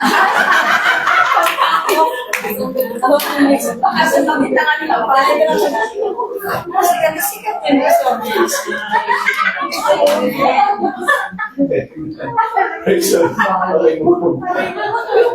Glory to God. Praise God. Kaya pwede ko sa'yo, hawak ko. Amen. Jesus' blood speaks better things than because it is so full of mercy. Sabi ng verse 24 ng Hebrews 12, the Jesus, the mediator of the new covenant, to the blood of sprinkling that speaks better things than that of Abel. Ngayon sabihin, yung dugo ng Panginoon ay masigit pa sa anumang mga dugo ng hayop na pinagsama-sama sa kanilang paraan ng pag-aalay. Better things. Best things actually. Sabi ng Genesis 4:10, the Lord said, what have you done? Listen, your brother's blood cries out to me from the ground. Would you like to know that the blood speaks? Ang dugo ay nagsasalita. Alinhaga. Pero ang ibig sabihin, nakikita ng Diyos ang halaga ng bawat tao. It speaks out. It speaks the blood. More so, the blood of Jesus. The blood of the Lord speaks. Kaya kapag inimbok o dinigyan natin, you are covered by the blood of Jesus. Ang katotohanan, that blood is saying, you are now protected. Kapag nagpipray tayo, invoking the blood of Jesus, humihiyaw ang dugo ng Panginoong Jesus at sinasabi, iniingatan kita. Kaya pag inimbok mo, diniklara ang dugo ng Panginoon sa iyong buhay, sa iyong pamilya, sa iyong tahanan, it is tantamount to saying, the blood of Jesus is saying, get your hands off, devil. This person is protected. Get your hands off, devil. This family is protected. Get your hands off, enemy. Satan, get your hands off. Because this church is protected. Because the blood of Jesus speaks. Hallelujah. Now, how many of us pray? When we pray, we invoke the blood of Jesus over us. Dapat gawin natin. Panginoon, balutin mo kami ng banal ng dugo. Ang aming pamilya, ang aming tahanan, ang aming galaw, ang aming mga kaibigan, balutin niyo kami ng banal ng dugo. That is but equivalent to saying, Satan, get your hands off. This is my property. Dinideclare ng Lord John. Sumisigaw ang dugo ng Panginoon, sasabi, Satanas, wala kang magagawa, akin ito. Amen. Hindi na sila sa'yo. Pero na lang, kung gusto niyo imbitahin siya. No? Kung gusto niyo, okay, kaya, Satan, punta tayo sa McDonald's. Pamasyal tayo. Kahit ang Lord, sabi niya, oops, bakit mo napasok yan? Hindi na yan ang may-ari sa'yo, ah. Illegal alien yan, ah. But, hindi na dapat. Always invoke the blood of Jesus in your family. You will be surprised.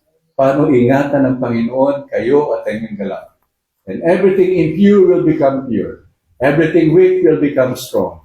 Everything of doubt will become of faith. Everything of worry will become peace in your heart. Hallelujah. Let's say amen. Amen. Next, praise God, the blood of Jesus speaks. Madali natin siguro. Number 2, the blood of Jesus provides forgiveness of sins. The Lord said in Matthew 26:28, this is my blood of a new covenant, which is poured out for many for the forgiveness or remission of sins. The blood of Jesus for the forgiveness of sins. Without the shedding of the blood, there is no remission of sins. Next, praise God, the blood of Jesus, number 4, praise God, invokes provision. Praise God, ito pala. Provides justification. Ano ibig sabihin ng justify? Pag sinabi natin, you are justified. Justify. At tinomi. Sinabi, you're justified. No? Pinawalang visa. Kasalanan, di ba? Now, para maalala niyo, the word justify, meron pong acronym, no? Justify. You are justified at the Letty. You are justified at the Roslyn. You are justified at the Mary. You're justified at the same. Justified means just if I had not sinned. Just if I had not made a mistake. Just if I had not made it bad. Just if I blew it. Just if I had made an error. You are justified in the presence of the Lord just if you are not a sinner. Only by the blood of Jesus. Nanghugasan tayo ng Panginoon sa ating kasalanan. Minsan nagmalapit tayo, Lord, patawarin mo ako, sabi ng Lord. Bakit? Nagkasala po ako. Alin? Nagkamali po ako. Kailan? Hindi ulianin ng Diyos. Pero para lang sabihin sa'yo, anak, ano yung kasalanan na sinasabi mo? Hindi ko na makita kasi bigura na eh. Binunara na ng dugo ni Jesus sa Kalbaryo. Lord, kanina lang nagalit ako. Nakaisip ako na masama. Paglapit ko sa Lord, ano yun? Kasi yung bisa ng dugo ng Panginoong Jesus, hindi lang yung siya ay namatay sa krus. At sabi ng Hebrews 8 verse 10, He died once and for all our sins. Sins of the past, the present, and the future. Bishop, magkakasala pa lang ako bukas, pakatawarin ako. I don't know, pero yun ang sabi niya. Ang assurance ko, pinangahawakan ko lang ang sinabi ng Diyos sa kanyang salita. Kasalanan ginawa mo, kasalanan ginagawa mo, kasalanan gagawin mo pa, ay pinatawad na ng Panginoon. Ngayon, bakit pa kailangan humingi ng tawad at magkumpisal at mag-repent, sabi ng iba. Repentance doesn't connect itself on you asking forgiveness. Repentance suggests, change your mind. Baguhin mo ang laman ng iyong isip. Huwag na ang kasalanan ng pagtuunan mo ng pansin. Pansinin mo, tuunan mo, katwiran ko sa buhay mo. Because what you focus your eyes on to becomes you. Ang rule of driving, di ba, Kuya Pilet? Pag nagdadrive ang isang driver, hindi siya nakatingin lang sa harap. Mayroong tinatawag na peripheral vision. Peripheral vision na nakikita sa gilan yung mga mata, sa gilid, yung gilid ng daan. Pero kapag ibinaling mo sa tagliran, doon ka pupunta. Kasi you go where your eyes are focused on you.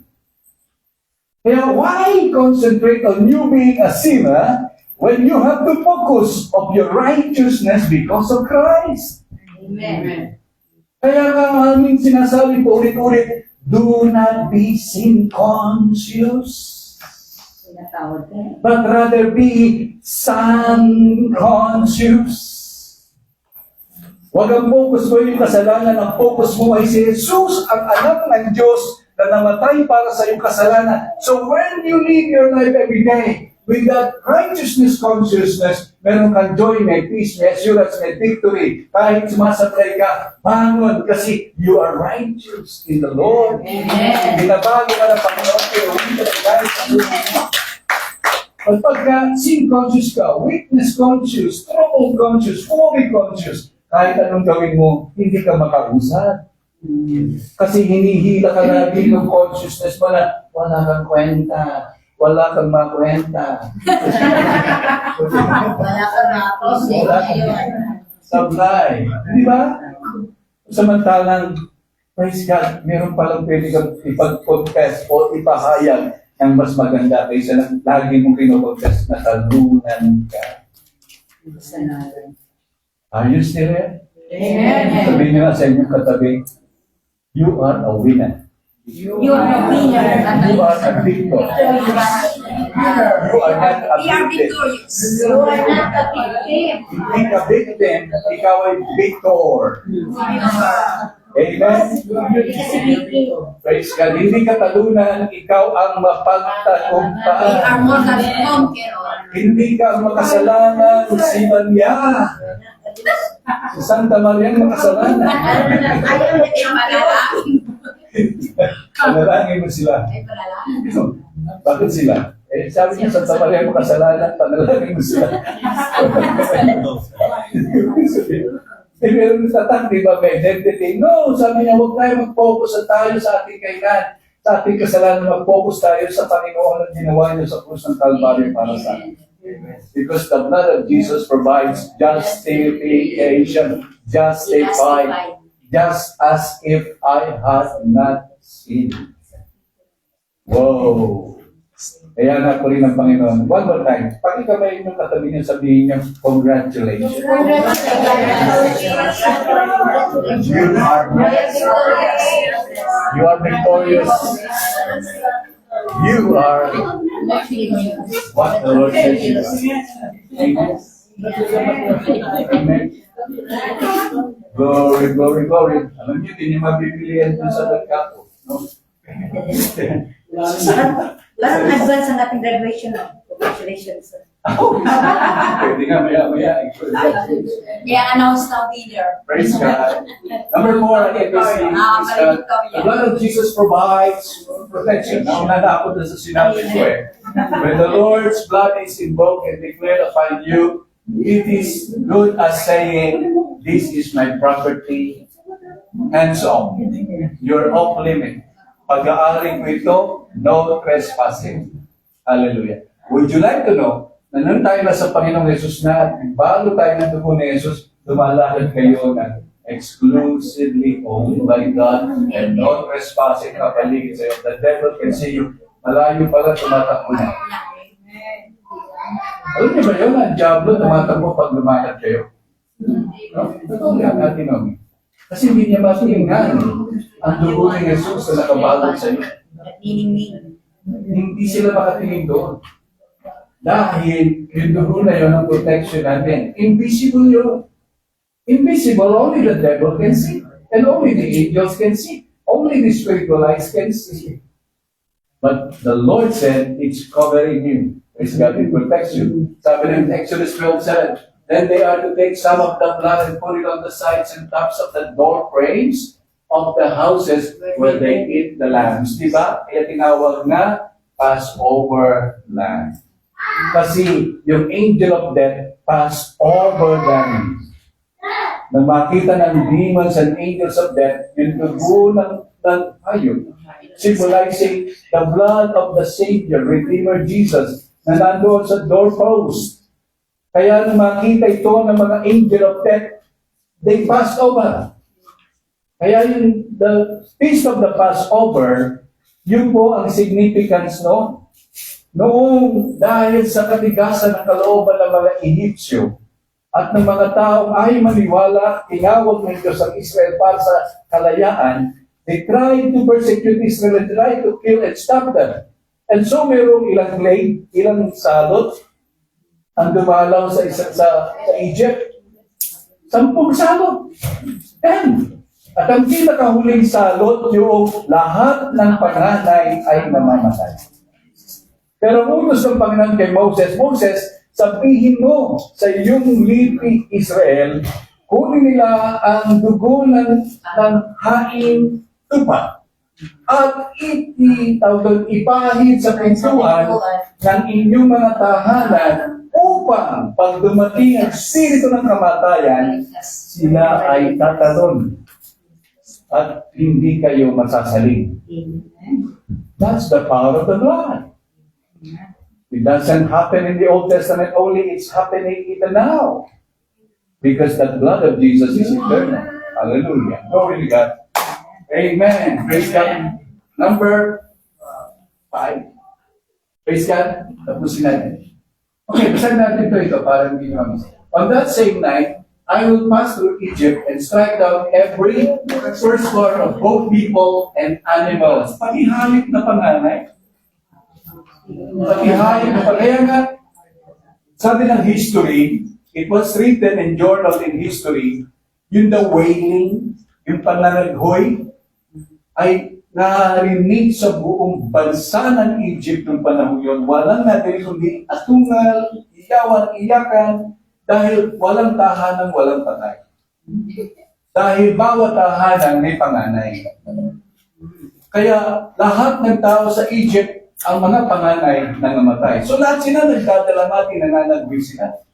Pero habang nananagwi sila, ang mga Israelita ay tahimik na nagpupuri sa Diyos at nagdiriwang sapagkat sila ay tinalunan at nilampasan ng angel o ng anghel ng kamatayan. And so sabi lang, because, praise God, sabi niya, I will bring judgment on all the gods of Egypt, I am the Lord. The blood will be a sign for you of the houses where you are, and when I see the blood, ito po yung powerful word. Listen, invoke this in your prayers. I will pass over you. No destructive plague will touch you when I strike Egypt. So, ang dugo ng Panginoon ay protection natin. The Word of God, the name of Jesus, your testimony, and the blood of Jesus protects. Kaya, sa inyong mga panalangin, tandaan natin to. If hindi niyo pa ginagawa, simulan niyo gawin. Huwag kayo maglulubay sa panalangin, hindi niyo ini-invoke o ini-declare, Lord, balutin mo kami ng banal ninyong dugo sa po ng aming tahanan. So, when the enemy sees the blood, they will pass over. Glory. Amen. Are you following me? Next, praise God. The blood of Jesus provides healing. Many testimony at times when they're celebrating communion, yung mga may sakit gumagaling. Yes. And they don't limit it kapag nagpapartake kayo ng communion, kung may karamdaman kayo, di ba kayo nagugulat, minsan lumalakas kayo. Para kayo nakainom ng serum ni Papay. Spinach. So bigla kang lumalakas. But because your faith, if you have faith that the blood of Jesus can heal, you can be healed. Amen. Kaya, why are you not to be excited kapag communion? Di ba? Daming ginagawa ng Panginoon pag nagko-communion. Kala ko kasi ang communion yung pagkawala ng oras sa dulo ng service. Paningit.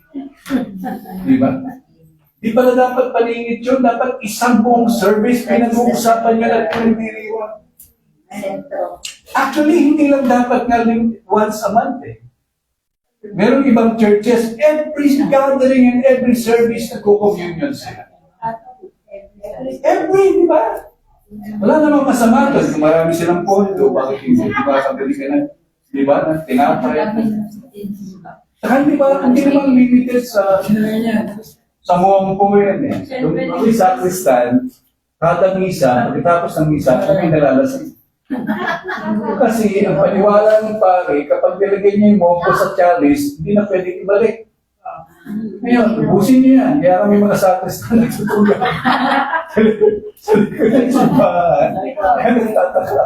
Pag umuwi kami sa bahay namin. Talaga lang, simbahan. Kami taga-ubus ng mongko eh, di ba? At si Ate Annabel, ano yan, Madre, alam niya yung mga Sa sikreto. kumbento, nakalugot ako niyan kasi tinapon ko yung wine sa halaman. Bawal pala yun. Bawal yun. Kasi Hindi ako uminom eh. Ganun. hindi ka Mahalaga to, nun. hindi ka totoong Madre. Kaya hindi ka totoong Kasi walang pare, walang totoong Madre, hindi iniinom. Lagi silang iniinom ng mongko eh. Tinapon ko sa halaman. Naamoy ng madre. Ay, ibig sabihin, no, bakit ko binabanggit ito? No, actually, it's not that. It's not that. Listen, praise God, that blood of Jesus is more than wine, literal wine. It has power to heal. But he was pierced for our transgression, he was crushed for our iniquities, that punishment or chastisement that brought us peace was on him, and by his stripes we are healed. Glory to God. Meron ka bang sakit sa kasupasuan? You ready to partake communion and be healed? Yes, you can. Pwede kang gumaling. In fact, kahit kita tayo nagko-communion, if you have faith to believe on the words of the Lord, naroon ang nagalingan. Number 6, the blood of Jesus makes us and are making us sanctified. By that will we have been sanctified. By the way, what the word sanctify? What does the word sanctify means? Kung may justified, may sanctified. Ano pagkakaiba ng justified sa sanctified? Di lang tayo na justify, tayo rin po ay na-sanctify. Ano yung sabihin ng sanctify? Sanctify. Anyone? Sanctified, separated for God's use.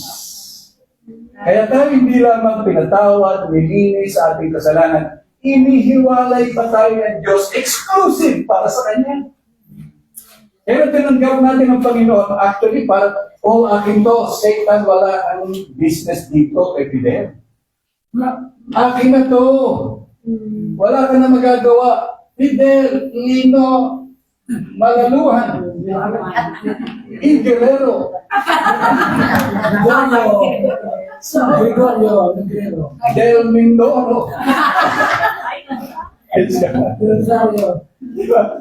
Del Mindoro, ay akin na.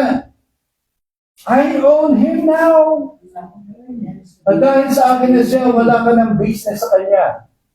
This is mine, it's no longer yours. Wow! Di ba kaya kayo magsasaya pagka alam niyo, wow, para kayong secure. Yakap-yakap ka ng pag-ibig ng Diyos. Na kahit si Satan, no? Minsan, namumurot siya, pinipilit ko.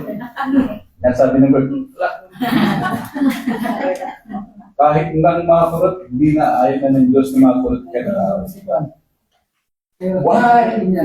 Because you are separated for His soul use. Set apart. Kaya na tayo, you were the sanctified, was made saint. Kaya pwede, hindi ako nagbibiro kanina, tawagin ko si Ate Maria, Santa Maria. Santa Maria de Hercules. Santa Maria de Hercules. Diba doon? Diba Hercules. Praise God. Ate Leticia. Santa Leticia. Wala ko lang, Santa Lucia.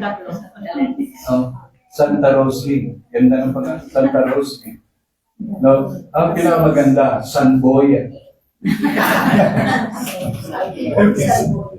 San Boya. Fernando. San Fernando. Kaya ako, pagka nito sa kanya, tawagin nila ko sa pangalan ko. Anong pangalan nyo? San Adon de Guapo. Praise God. Meron ka pa kaya tawag, hindi mo lang ako ngayon tinatawag mo. Senador.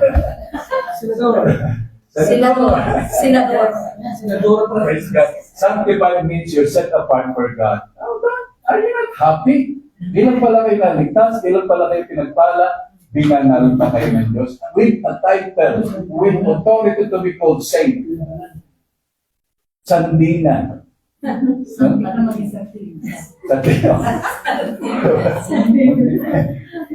magkamali, Sardinas. Sandina. At Rowena ng pangalan mo? Rowena. San Rowena. Amen. Amen and amen. Why? Because the blood of Jesus separates you. Sanctifies you. Next, dalawa na lang. Praise God. We are redeemed by the blood of Jesus. Redemption. In Him we have been redemption through His blood, the forgiveness of sins according to Riches of His grace. ano daw basihan? Sa mayaman niya. Lagi-lagi natin nagdidetect, Panginoon, maraming salamat sa mayaman ninyong biyaya. Praise God, and that's true. Mayamang biyaya ng Diyos, nagdudulot ng kapatawaran ng kasalanan, nagliligtas sa ating, ibibigay ng katiyakan ng pananagumpay. Which He made to abound.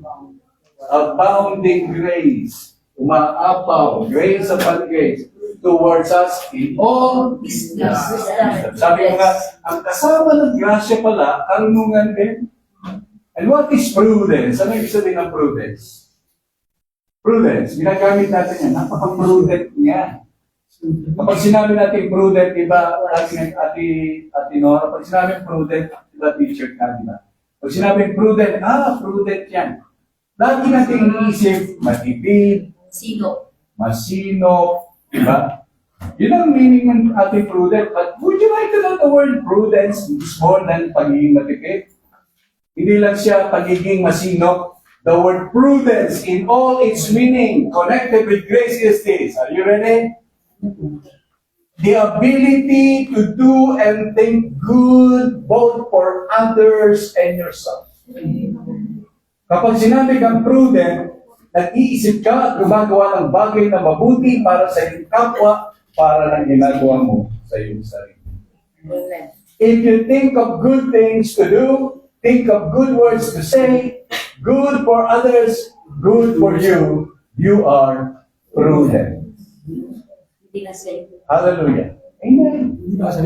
So, dahil sa bunga na, mayaman, biyaya. Amen. Last, praise the Lord. Wow, natapos din. Himala ito kasi dami kong outline, yung apat ng lagi. Pero pinili kong tapusin dahil I want us all to celebrate communion in a different manner. The way we do it before will be changed completely from this afternoon on. Jesus redeemed us. He came and paid the price by giving His own blood to pay for all. Hindi sinabing some. Hindi sinabing all. Kaya nasabi ko, kasalanan nun, kasalanan niyo, kasalanan pa rin gagawin. Sakop ng lahat ng kasalanan. Pero hindi para gawing lisensya. Sabi ni Bishop, kasalanan mo gagawin ko, bukas gagawin ko palang, tinatawag na ako. Pwede ko palang gawin kasi tinatawag na ako. Hindi. Hindi ka gagawa ng bagay na alam mo lang makakapahamak sa iyo. Bakit mo papasukin yun? Samantala, may consequence ang lahat ng paggawa ng isang. Amen? Pero, ibig sabihin, kung hindi mo sinasadya, o sinasadya mo pumasok sa kasalanan, hindi ka tinatakwin ng Diyos. Tatanggapin ka pa rin ng Panginoon. Pero hindi para konsintihin ka at sasabihin, kasi mayaman naman ang grasya ng Diyos, kaya malaya kang magkasala. Sabi ng Romans chapter 6 verse 1, shall we continue in sinning because we know that grace abounds? No. Ang sagot ni Pablo, no. Ate Gisli, pwede mo mag-side-step ka? Romans chapter 6 verse 1. Praise God, tingnan natin. I'm not just talking this, I am quoting St. Paul. Si San Pablo mismo rin sabi nito. Romans chapter 6 verse 1. Para mabura na yung iniisip at sinasabi na, nagtuturo ng grasya yan. Nangungunsinti kasi ng kasalanan ng mga yan eh. Kasi tinuturo nila, kasalanan gagawin mo pala, pinatawag na, okay pala dyan sa ELGC, pwede kang pumasok kahit ng kasalanan. Yes, because number 1, ako na. Ang makasalanan nalalapit, pero sa kabaitan ng Diyos, pumapasok pa lang ako sa diwa na pananampalataya. Alam kong nililinis at nilinis na ako ng Panginoon. Amen. This church is not built to condemn people. This church is not organized to judge people. This church is not organized to be unique. Hindi tayo magigipag-compete sa iba. Lahat ng iglesyang tinataas ang pangalan ni Jesus ay mabuti. Amen. Kapag ang pangalan ni Jesus ang naluluwalhati, hindi ang sino man doon. Kaya lamang bakit natin sinasabi, sapagkat tayo narito, tayo nakakasaksi, tayo nakakaranas ng buhay ng mga kapatiran, nakikita natin na araw-araw. Hirap naman maghiram ng patutuo sa ibang iglesia na hindi mo nakikita. Di ba? So, sabihin na natin pangalan ng church ng El Shaddai o kaya ng Ultimate. Hindi natin pwedeng hiramin yun kasi hindi natin nasasaksihan eh. Wala tayo doon. Ang nakikita lang natin at kakagabilo, yung tayo. Kaya lang natin nasasabi ito. Dinitrain tayo, in-nurture, in-equip ng Panginoon, dinibuild, in-establish tayo upang paglabas natin dito, hindi para maghusga ng tao. Kundi para sa pamamagitan ng katwirang binigay ng Panginoon, mahawahan natin sila ng katwirang binigay sa atin ng Panginoon. Amen. Glory. Sabi dito po, shall we say then, shall we continue in sinning because grace abounds? Tanong ito ni Pablo. Sabi niya, magpapatuloy ba tayo sa kasalanan? Dahil mayaman naman ang biyaya. Alam niyo kung ano sagot niyan? Sa verse 2. Sabi ni San Pablo, number 2, God forbid. How shall we that are dead to sin live any longer therein? Know ye not that so many of us were baptized into Jesus Christ, were baptized into His death? Diba? Sa ating baptism. For if we have been planted, sabi na, therefore we are buried with Him by baptism into death, that like as Christ was raised up from the dead by the glory of the Father, even so we also should walk in the newness of life. Kaya yung water baptism na yun, walking in the newness of life after you came out of the water. Hallelujah! Tagalog na, TTC, yung verse 1 and 2, tapos magtatapos na tayo. Saka na lang yung number 8, susunod na communion na lang. Praise God. Sa Ate Ren nga bahala. Amen. Basahin natin. Shall we all stand, please? Ano ngayon? Sabi niya, nahamon tayo ni Pablo. No? Ano ngayon? Ano ngayon? Sabi niya. Ano ngayon sasabihin natin? Patuloy ba tayo magkakasala? Upang sumagana sa atin ang kagandahan loob ng Diyos. Sabi ni Pablo, hindi. Hindi. Tayo patay na sa kasalanan, paano pa tayo mamumuhay sa pagkakasala? Di ba ninyo alam na tayo lahat na nabautisman kay Kristo Jesus ay nabautisman sa kanyang kamatayan? Sa mga tuwid, tayo namatay na at nalibing na sa kaping sisaan na daw na gabi. Kasama niya sa pamamagitan ng bautismo upang kung paano binuhay muli si Kristo sa pamamagitan ng dakilang kapangyarihan ng Ama, tayo rin ay magkakaroon ng panibagong buhay. Glory to God. Are we ready for the communion today? Praise God. Hallelujah. Meltang element. Now, I don't limit God for what He is able and willing to do for you. Hindi natin nilimitan siya. Meron kayong pagsubok, may problema, may sakit, may karamdaman. Kung di man kayo, mahal niyo sa buhay sa malayo. Ulitin ko, I believe in the power of transcending blessings of God. Na kung hindi man ako may sakit, mahal ko sa buhay, maaaring may sakit. And I pray, Lord, padaluin mo sa akin patungo sa kanila. If they have no faith to believe, let it be by my sponsorial faith. I call it sponsorial faith. I sponsor my faith in their behalf. Yes. Praise God, kung wala sila sa kalagayan, yung kapatid ko, di pa Kristiyano. Pray! Use your sponsorial faith. I-sponsor nyo sila sa Panginoon sa panalangin. And let God do something in their hearts. Let God touch them. Let God heal them. Let them come to the knowledge, apart from God, they can do nothing. Can you say amen? Amen. Hallelujah. Let's come before the Lord. Praise God. Let me call us again. Praise God to appreciate our communion. Before we do so, let's sing this song. Praise God.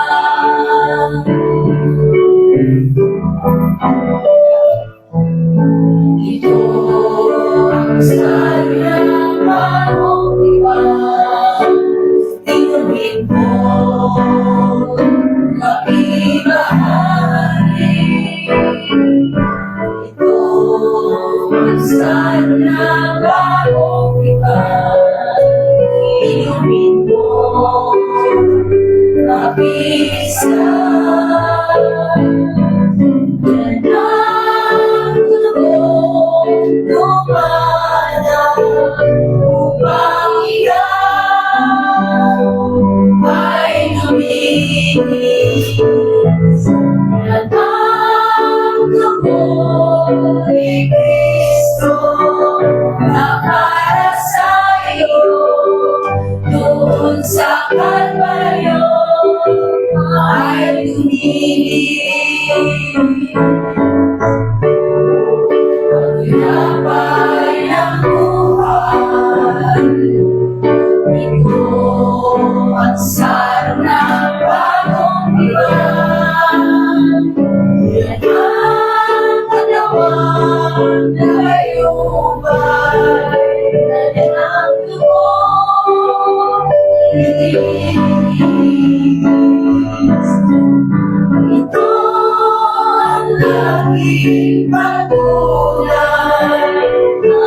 muling kasama niyang lahat. Ito ang aking nilalaya, makapagpapalik si Jesus na buwan.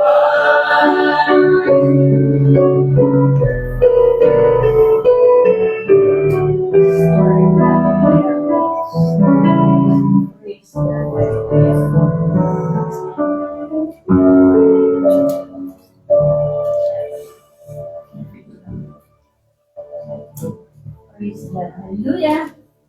So, maliwanag po yung ating natutunan sa ngayong hapon.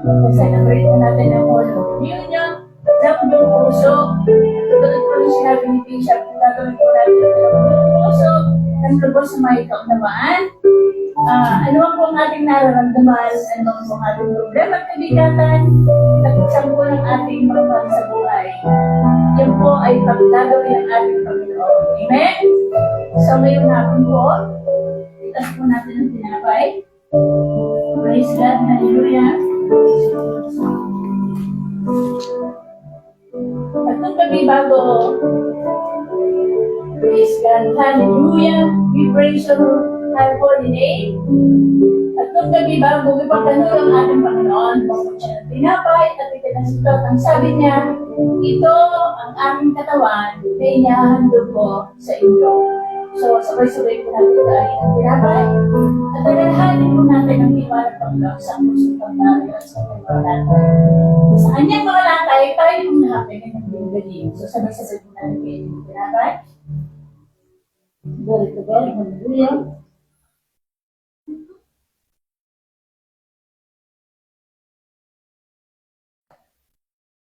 Gayon din naman, dinapot niya ang saro at ang sabi niya, ito ang saro ng bagong tipan na pinagtibay ng aking dugo. Sa tuwing ang gagawin nito, alalahanin ninyo ang aking kamatayan at ang aking muling pagbabalik. So sabay-sabay po natin inumin. Praise God. Hallelujah. Praise God. Cheers. Hallelujah. Boys, remember. Yes.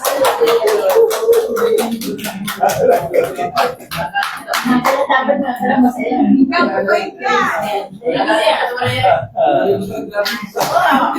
Maraming pasalamatan ng Panginoon at tayo po ay mag-rejoice.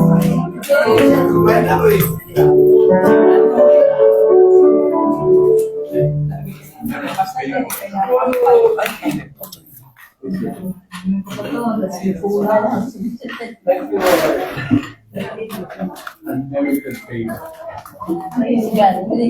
Congratulations sa inyo lahat. Amen. Praise